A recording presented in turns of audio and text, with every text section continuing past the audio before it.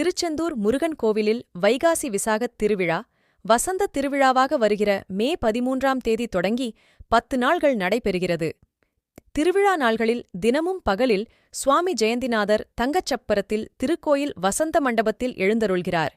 வருகின்ற மே மாதம் 22ஆம் தேதி வைகாசி விசாகத் திருவிழாவை முன்னிட்டு கோயில் நடை அதிகாலை 1 மணிக்கு திறக்கப்பட்டு 1:30 மணிக்கு விஸ்வரூப தரிசனம், 4 மணிக்கு உதய மார்த்தாண்ட அபிஷேகம், காலை 10 மணிக்கு உச்சிகால அபிஷேகம் நடைபெறுகிறது. அதனைத் தொடர்ந்து வசந்த மண்டபத்தை சுவாமி 11 முறை வலம் வரும் வைபவமும், விழாவின் முக்கிய நிகழ்வான முனிகுமாரர்களுக்கு சாப விமோசனம் அளிக்கும் வைபவமும் நடைபெறுகிறது.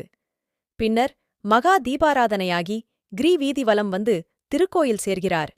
திருவிழாவை முன்னிட்டு பக்தர்கள் வசதிக்காக வருகின்ற 21ஆம் தேதி செவ்வாய்க்கிழமை திருக்கோயில் நடை அதிகாலை 3 மணிக்கு திறக்கப்பட்டு 3:30 மணிக்கு விஸ்வரூப தரிசனம், 5 மணிக்கு உதயமார்த்தாண்ட அபிஷேகம், அதைத் தொடர்ந்து மற்ற கால பூஜைகள் நடைபெறும். விசாக தினத்தில் அதிகாலை 1 மணிக்கு நடை திறக்கப்படும் என திருக்கோவில் நிர்வாகம் வெளியிட்டுள்ள செய்திக்குறிப்பில் தெரிவிக்கப்பட்டுள்ளது.